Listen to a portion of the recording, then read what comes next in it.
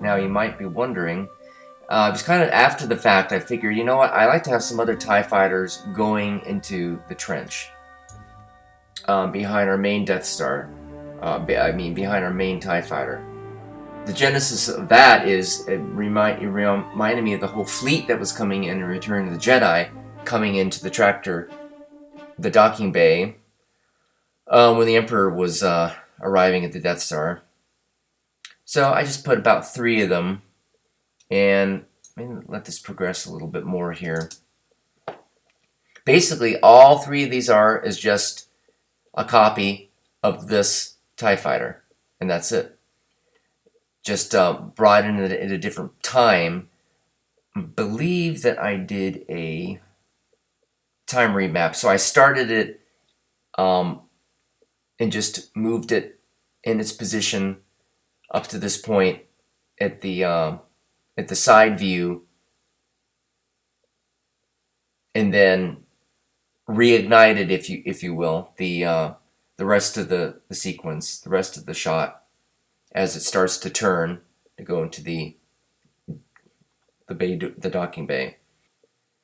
So that's that. Now the Death Star comp. This would be the same issue. All I did is I just copied that camera layer from the TIE Fighter layer and brought the camera into the Death Star, so it moves and tracks similar in terms of the positions, the positioning.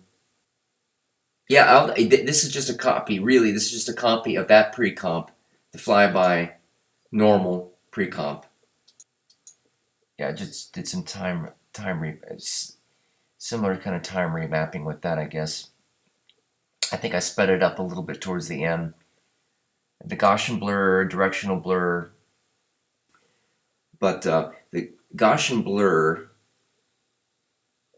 works on this whole thing. Now, I think it's the final one that I do an overall. I did another camera push in or just adjustment in a few areas. This is the final one that I have. Let me see here. Flybys. This is basically the whole thing sandwiched together, because what I did is I did a dot move pre-render of the whole entire thing. I don't believe. For me, it's just easier to work like that. I like to lock in. I think I said it before. I just like to lock in my final comp and not use it, and not use the use this as a pre-comp. I just like to have it already locked in. So just have my background layer. What I add, there's a lot of stuff that I added here. There's another time remap that I did. I think maybe I sped it up a little bit more, which is why I have the my motion blur and then frame blending enabled again. Did a lumimetry color over the whole entire thing. Pixel Glow Easy. I forget what I used for that. What the point was for that. I had a reason for it. Okay, this is kind of what I used as a this is kind of what I used for my glow here. Any of the bright levels. I kind of wanted that, cinematic kind of bright glow. I used that as Pixel Glow Easy, which I think I probably have from my universal glow from Red Giant. Got the trap code and all those other things from Red Giant, which actually worked very nicely. I liked it better than just using the regular glow effect in After Effects, because you can have these little pointy areas, horizontal, all these points and different things to get variations on the glow. Put in another directional blur on the whole entire thing, as well as a lens blur. And I added something that I really like, and it's a grain. I wanted to give it a cinematic kind of grain, so you get the animated kind of grainy grainy look of film on there. It didn't overwhelm the scene, I think, but it blended very nicely. I'm going to stop this and I'll animate this a little bit. And I want this up full. So let me stop this again. Okay, I got the pre-render built up here along with the audio. The audio track has been added. I edited several pieces of, got a lot of different audio tracks from the Star Wars movies and put it together, mostly from the first movie and Return of the Jedi, which had the best TIE Fighter sounds.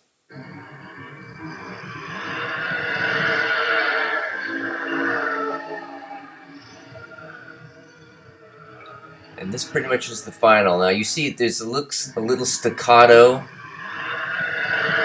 Let's stop this. It looks a little staccato. Just because, I don't know, it's just the way the playback is on here. But yeah, you can see it with the grain and all that stuff. The motion blur has been added to everything. I like it. I really do like it when the TIE fighters come in on the side there. I think that's just a really great touch. And I just love the fact that it's the same TIE fighter composite, just brought in at different times. I mean, I love that. I really do. I'm really happy with it. But something I did add here, first of all, I added a wiggle effect, a wiggle camera effect, because I wanted there to be a few more little jiggles in the camera, a little bit more swooping motion, I guess, in the camera. So I kind of brought up the wiggle amount and speed and then bring it down and pretty much get rid of it from this point. So it's more pronounced here. It's very subtle. It's very subtle. So didn't want a totally smooth effect there. One other thing that I added was on top of one of these lighted windows, I wanted to add one right here, just a shape layer. There was already one there, but if I turn this off, you're probably going to notice it's not very bright.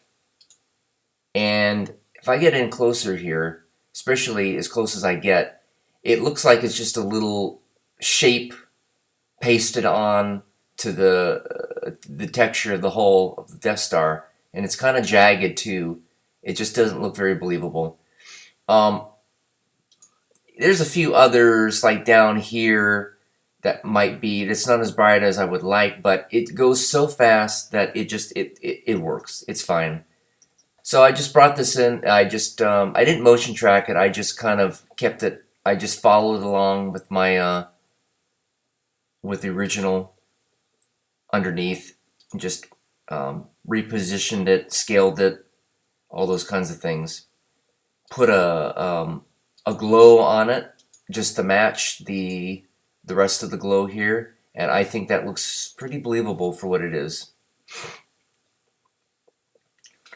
And that is pretty much it. I try to get this as small as possible to go into the docking bay. I had other variations I might have wanted to do is actually follow it right into the docking bay, but I mean, I suppose I could have, but it's just kind of like, well, how close do I actually want to get?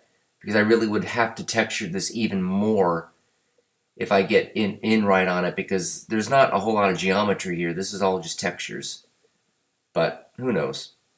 Maybe in the future. The final one has a few more, one or two other tweaks on it that I did in Premiere, because I added this to my demo. Just a little bit with the brightness levels overall. I think I brought down some of the contrast. It's a little bit brighter than I want, but not much else than that. I'm pretty happy with it. I hope you enjoyed it. That is about it. That is how you do a TIE Fighter model going into a Cinema 4D Death Star.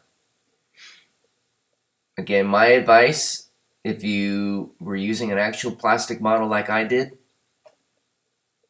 have another way of being able to have a steady kind of rig for your camera to be able to go around a stationary model instead of twisting a model, because it's just not as accurate as you would want. There's always going to be some little bump in it, and there still is a little bump in this that I can't get rid of. I just, you know, if this were being done for real, obviously this would be a CG model. That's the best way to do it. And there are CG models out there that you can get, I think, from Video Copilot, of Star Wars models and stuff. And I think that that's about it. I hope you enjoyed it. So take care and Godspeed.